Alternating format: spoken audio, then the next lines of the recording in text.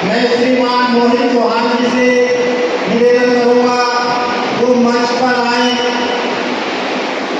मोहित चौहान जी मंच पर आए और पत्रकार महोदय हैं जय साहब, मैं इनसे निवेदन करूंगा वो आए और मंच पर अपना स्थान ग्रहण करें। अब मैं नंदराम चौहान जी से निवेदन करूंगा वो मंच पर आए और श्रीमान अतुल ठाकुर जी का माल्यार्पण करें।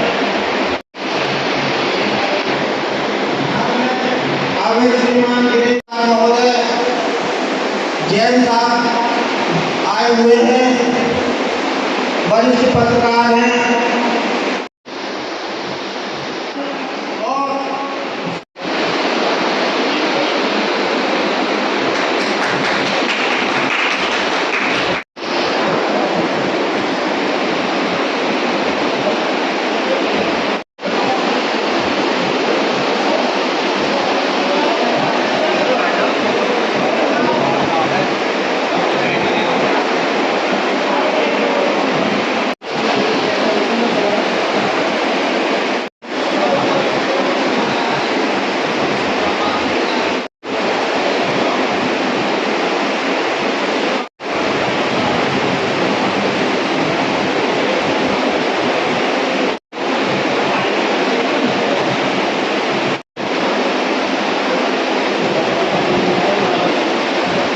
कपिल जी आए मंच पर और माल्यार्पण करें।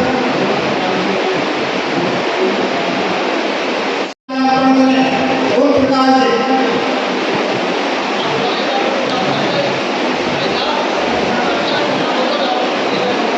ओम प्रकाश जी,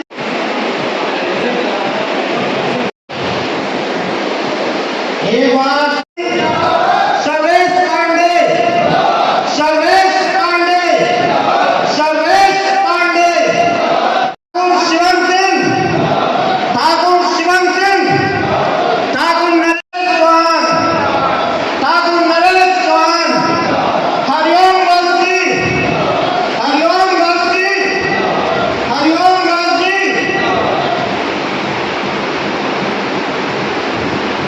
निवेदन करना चाहूंगा वो मंच पर आए और अपने विचार व्यक्त करें। मेंबर अगर बन जाए तो वो 5 साल के बाद अपना पद छोड़ने के लिए तैयार नहीं होता, प्रयास करता है कि मैं चुनाव लड़ूं और द्वारा विजयी हो जाऊं। हम लोगों ने रियासतें छोड़ दी, अपने अधिकार छोड़ दिए, रजवाड़े छोड़ दिए, इतनी जमीन जायदाद छोड़ दी, बदले में हमें क्या मिला? जितने लोग यहाँ बैठे हैं, क्या आप में से किसी को राशन मिलता है परमानेंट? किसी का आयुष्मान कार्ड है? किसी के बच्चे को स्कॉलरशिप की सरकार से कोई सुविधा मिलती है? कोई स्वास्थ्य लाभ, कोई विद्या का लाभ सरकार से जनरल कास्ट वालों में 2% व्यक्ति को नहीं मिलता, समझ समाज के 2% लोगों को नहीं मिलता। इतना सब छोड़ने पर भी मिला तो सिर्फ तिरस्कार। चुनाव होगा उसमें आपकी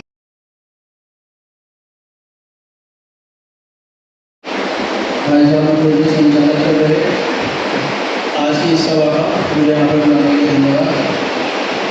मंच पर उपस्थित हमारे सभी अतिथिगण से पूछना भी चाहूँगा और करना भी चाहूँगा, क्या हम अपने गांव से 4-4, 5-5 व्यक्ति भी लाने में सक्षम नहीं हैं? जरूर है, लेकिन हम अपने व्यक्तिगत रूप से उन्हें कहना नहीं चाहते, कहीं वो मना ना कर दे, तरह तरह की बात सोचते हैं, लेकिन हमें कहना चाहिए और हमें उन्हें साथ लेकर आना चाहिए, चाहे वो अपने व्यक्तिगत संबंधों में ना में। एक बार ला के देखें तो शायद उन्हें हमारी बातें और हमारे इस स्वर्ण आर्मी की बातें समझ में आए, तभी जाके हमारा ये जो स्वर्ण आर्मी का ग्रुप है, ये जो संगठन है, मजबूत स्थिति में होगा। कल बहुत कम था, आज बहुत कुछ है और कल को सब कुछ होगा, निश्चित रूप से होगा, क्योंकि जो हमारी लड़ाई है वो हमारे समाज के लिए बहुत अच्छी और बहुत शुभ चिंतक वाली लड़ाई है। तो बहुत सी बातें हैं जो हमारे मुख्य अतिथि भी बताएंगे, ज़्यादा ना बोलते हुए। कायर को ही कहलाती है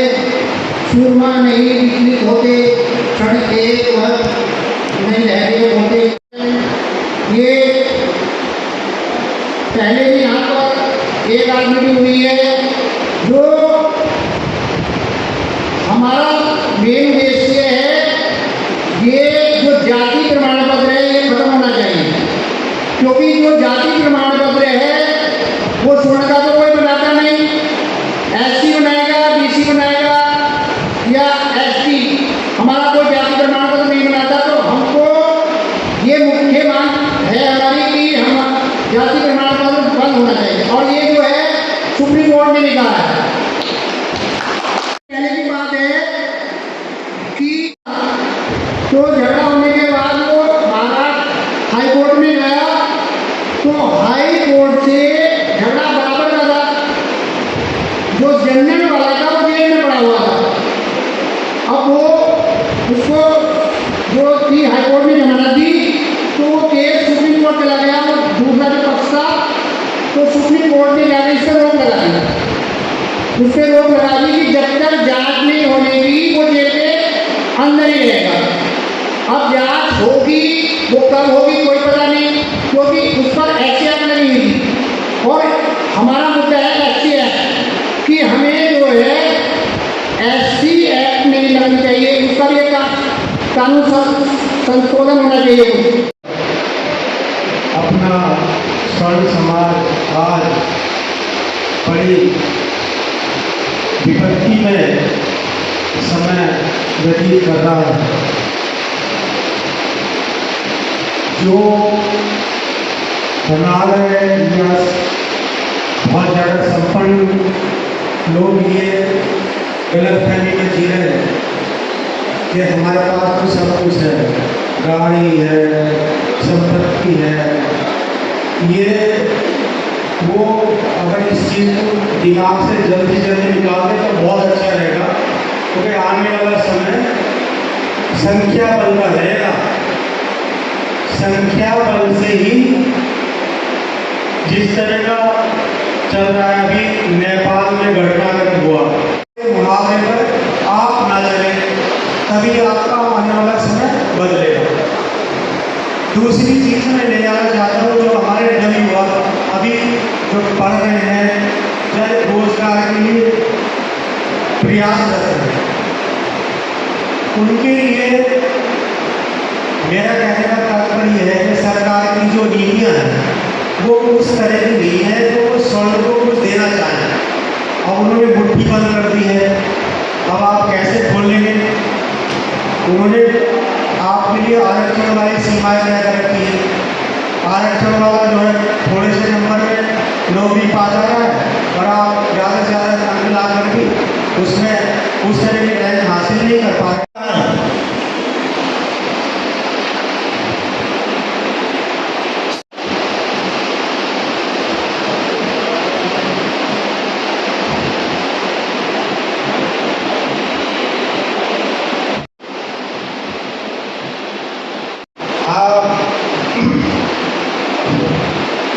मैं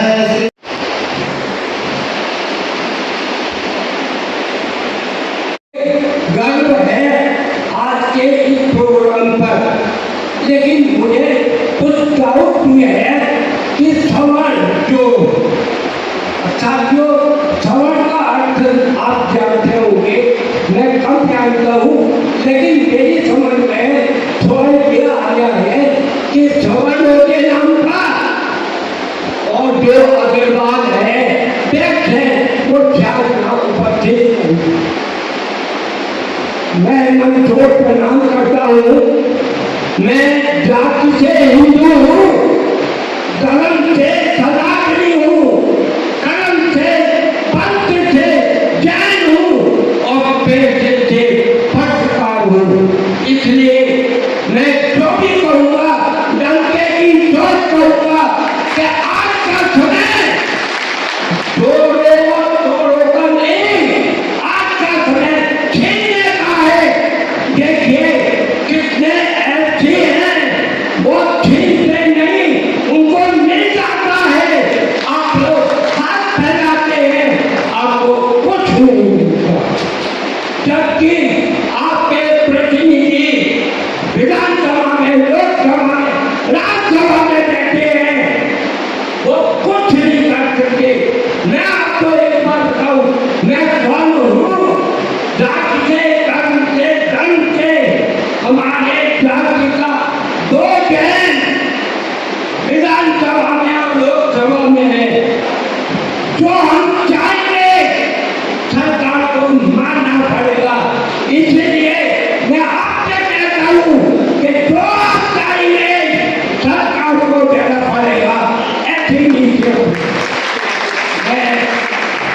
केवल इतना कहूँगा कि आज हम लोगों के यहाँ हम दो हमारे दो, अरे देखिए मुस्लिम जातियों में के वो दो उनकिया पूरे क्रिकेट की टीम बनी हुई है हमारे यहाँ, या तो गवास्कर है या एक कोई क्रिकेटर है। अरे जानो कम से कम 4 की आबादी हमारे होनी चाहिए, तभी तो हम आवाज उठा सकेंगे। और एक बात मैं बताऊं, हम लोग सब आगे समय आगे सीमा आगे लोगों बात कर रहे हैं। क्या मैं आपसे पूछना चाहता हूँ, क्या आपकी आने वाली पीढ़ी इस सवाल का अर्थ जानेगी? नहीं जानेगी। वो तो केवल यही जानेगी कि भैया और जमे हुए हैं और फिक्रों से भी जाता है। मेरा आपसे निवेदन है, इस मंच से आपको ये सोच कर जानना होगा कि अगर हम यहाँ 100 हैं तो 1 करोड़ के बराबर है। 100 की आवाज 1 करोड़ के बराबर होनी चाहिए। यही मेरा आपसे निवेदन है। धन्यवाद। बंदे बंदे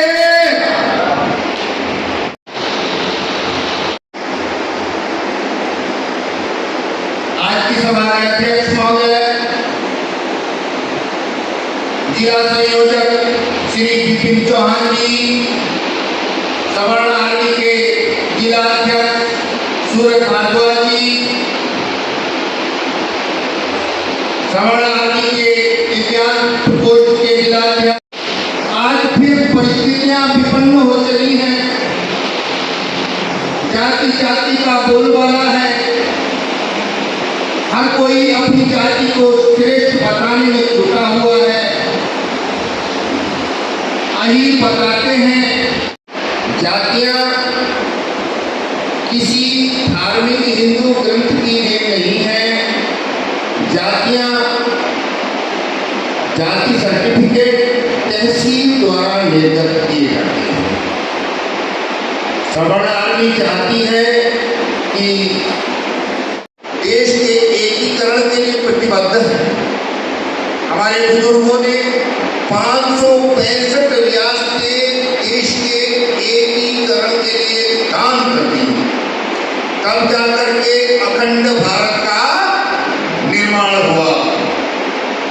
और आज राजनीतिक दल कुर्सी की लोलुपता के कारण देश को जातियों में बांटने का काम कर रहे हैं।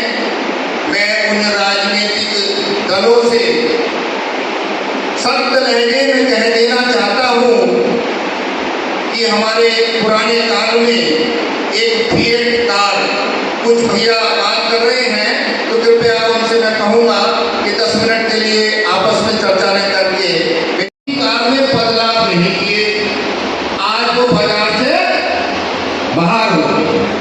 यदि ये राजनीतिक दल भी अपनी जाति का बिगुल छोड़ करके गरीब, अति गरीब और मालदार की श्रेणियां बनाने के लिए आगे नहीं आए तो निश्चित रूप से ये बड़ी बड़ी राजनीतिक पार्टियां का ये डिसऑर्डर हो जाएगी। लोग निकल कर कुछ समय से हमारे स्वर्ण समाज पे खतरे के बादल जो है मंडरा रहे हैं और घटनाएं बहुत अधिक बढ़ रही हैं।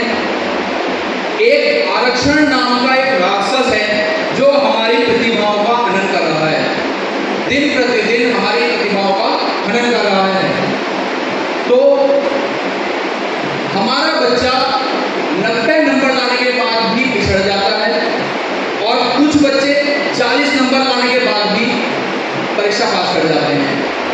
तो क्या 40 वाला बच्चा भारत का भविष्य हो सकता है? क्या 40 नंबर वाले लाने वाला बच्चा आगे भविष्य में कुछ कर पाएगा? कभी कुछ नहीं कर पाएगा। डॉक्टर नीट की परीक्षा होती है, मांग रहे, हम अपना हक मांग रहे हैं, किसी से से हम मांग नहीं करते भाई, तो हमें चाहिए। हम ना तो किसी शेड्यूल के खिलाफ हैं, ना ही हम किसी ओबीसी के खिलाफ हैं। आपको जो मिल रहा है लेते रहो, पर जो हमारा है हम उसे छोड़ेंगे भी नहीं। जो अब तक होता आया है वो होता आया है, पर अब आगे से ऐसा नहीं होगा। एक बात और मैं कहना चाहूंगा, हमारी परंपरा रही है, हमारी परंपरा रही है कि हम लोग अपना हक न मिलने के कारण महाभारत कर देते हैं। हमारे राजपूत समाज और ब्राह्मण समाज मिलके महाभारत कर देते हैं। तो क्या हमें अपना हक लेने के लिए फिर से महाभारत करनी पड़ेगी? ये हमारे लिए नहीं है, क्योंकि हमने अपना जिंदगी का लगभग आधा सफर तय कर दिया है। ना तो हम अब कोई एग्जाम देंगे, क्वालिफाई करेंगे। समारोह किया। सवर्ण आदि सवर्णों के हित के लिए कार्य करती है। अभी वक्ताओं ने जैसे जैसे आपको बताया, समय को देखते हुए मैं ज़्यादा समय नहीं लूँगा, क्योंकि समय भी काफ़ी हो चुका है तब से। जब हम रास्ते में जा रहे थे तो हमें एक पत्थर मिला था बहुत बड़ा था, और मैं अकेला था उस समय, उस पत्थर को हटा नहीं पाया। जब मैं उस पत्थर को हटा नहीं पाया तो मैं गांव में वापसी गया और गांव से 2 आदमियों को अपने साथ ले गया। जब मैं गांव से 2 आदमियों को साथ ले गया, पत्थर बहुत बड़ा था, मैं हिला नहीं पाया। जो 2 साथी आए थे वो भी हिला नहीं पाए, जो 2 साथी मेरे साथ आए थे वो भी नहीं हिला पाए। अब उन 2 साथियों को लगा यार हम 3 दिन नहीं हिला पाएंगे, तो हम फिर से गाँव में गए और फिर से कुछ आदमियों को लेकर आए। ऐसे ही हमारी संख्या बढ़ती चली गई। और वो पत्थर क्या था? वो पत्थर कुछ और नहीं था, हमारी सक्सेस के बीच में जो आ रहा था वो पत्थर था आरक्षण। आरक्षण हमारे जो सफलता है उसके बीच में आ रहा था, लेकिन जब वो संख्या में बढ़ता चला गया तो उस पत्थर को हमने आसानी से हटा दिया। अब घर में किसी के जो बच्चे तैयारी कर रहे हैं, कोई नौकरी भी कर रहा है, कोई मेडिकल सीट के लिए कर रहा है, हटा नहीं पाते तो माँ बाप कहने लगते हैं भाई कि तुम और ज़्यादा मेहनत करो। अच्छी बात है, मेहनत करनी चाहिए और ज़्यादा करो, लेकिन माँ बाप ने अपनी कमी को बच्चे पे थोप दिया। आपने अपनी आवाज़ को दबा के अपने बच्चे की आवाज़ को भी दबा दिया। अब सवर्ण आरवी मंच ने हमें आवाज़ उठाने का मौका दिया है, तो हमें एकजुट होकर ऐसी व्यवस्थाओं के खिलाफ आवाज़ उठानी है जो हमारी बच्चों की सफलताओं के बीच में बाधा बनी हुई है। आरक्षण जहर है और ये जहर हमारे बच्चों के लिए घुलता जा रहा है बड़ी मात्रा में। आज हम कहते हैं जब सरकारी नौकरी नहीं लगती बच्चे की कि भाई प्राइवेट देख ले। आपसे मैं कहता हूं कि चंद्रशेखर रावण जी ने अभी मजदूरी करने को, तो ये सवाल हर सवर्ण के लिए है। आप अपने बच्चों को कहोगे कि मजदूरी कर ले बेटा, ठेला लगा ले, जो उसकी योग्यता है उसके अनुसार उसे फल मिले। आपके बच्चे की अगर योग्यता है डॉक्टर बनने की तो उसको डॉक्टर बनाया जाए, तो इंजीनियर की है इंजीनियर बनाया जाए। विदेशों से जब कोई आकर हम पे हमला करे तो हम उसका मुंह तोड़ योग्यता निखर के आएगी। और जब आप बच्चों को जितनी ज्यादा मेहनत करने और सवर्ण के सिक्के के हमेशा खड़ी है, चाहे वो SC/ST का दुरुपयोग के खिलाफ हो, आपको कहीं कोई आपत्ति हो, आप सीधे संपर्क जिला। 1 वर्ष का कार्यकाल पूरा हो चुका है और कार्यकाल के उन्होंने सवर्ण आर्मी को गति प्रदान की है और गति प्रदान करने के हमारे निर्देश के अनुसार उन्हें पदोन्नति देते हुए मंडल उपाध्यक्ष के रूप में हम उनका अभिनंदन करते हैं। और मैं हरदोम बच्ची से चाहूँगा माल्यार्पण करके स्वागत करें।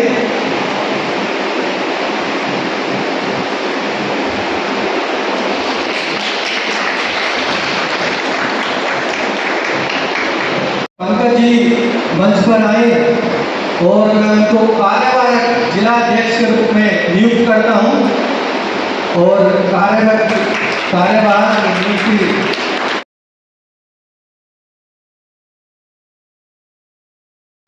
पंकज शर्मा जी। और मैं आशा करता हूं इनसे कि श्रवण जी को और भी ज्यादा गति प्रदान करें और इस समय कार्यवाहक को गति प्रदान करें। कार्य करने का पूर्ण प्रयास करूँगा, अपना 100% होगा और कोशिश करूँगा कि हमारे संगठन को अधिक गति मिले, अधिक प्रगति मिले। समाज शर्मा अपने सभी साथियों का अभिनंदन करता हूँ। जय श्री राम। और अपने सभी पदाधिकारियों को प्रणाम करता हूँ जिन्होंने मुझे इस योग्य समझा। मैं पंकज कुमार शर्मा यह घोषणा करता हूँ कि मैं तन मन धन से सवर्ण आदमी की सेवा करूँगा और सेवा करने का निरंतर प्रयास करूँगा और आने वाले समय पर इस संगठन को एक नई ऊंचाइयों पर ले जाऊँगा और मैं सवर्ण आदमी को घर घर जनपद विनोद के घर घर पहुंचाने का कार्य करूंगा और हर घर से चाहे एक सदस्य हो उसे सवर्ण आदमी में जोड़ने का कार्य करूंगा। जय भगवान परशुराम, जय भगवान। रजा त्यागी जी और राजा भैया निजमुख तीनों से और विनीत कुमार त्यागी जी स्वर्ण आर्मी दिव्यांग त्रिकोण जिलाध्यक्ष और नवीन पदाधिकारी सूरज भारद्वाज जी मंडल उपाध्यक्ष और इस समय उपस्थित हमारे पंकज कुमार जी जो अभी कार्यकारी जिलाध्यक्ष नियुक्त हुए हैं और विपिन चौहान जी, मेरे बड़े भाई राजपूत थान सभा के जिलाध्यक्ष अतुल प्रताप जी और उपस्थित सभी मेरे साथियों। संगठन बहुत ही तेज गति से हमारा एक वर्ष से श्री भारद्वाज जी के दिशा निर्देश में बहुत अच्छी गति की। इन्होंने अपने गांव टोली बनाकर बहुत प्रयास किया। उसका परिणाम हम सब देखते हैं कि गांव में जहां हम पहुंचते हैं वहां हमें अपना एक समाज का, अपने संगठन का व्यक्ति मिलता है। तो मैं इन दोनों पदोन्नति वाले पदाधिकारियों से निवेदन करूंगा, जिस प्रकार से इन्होंने तन मन धन से सहयोग कर हमारा और समाज का विस्तार किया है, इसी प्रकार से गति करते रहें। और मैं अपने यहाँ पर उपस्थित सभी सज्जनों का आश्वासन देता हूँ कि जहाँ कहीं भी बैठक होगी सूचना दें, सभी लोग वहाँ पर उपस्थित होंगे।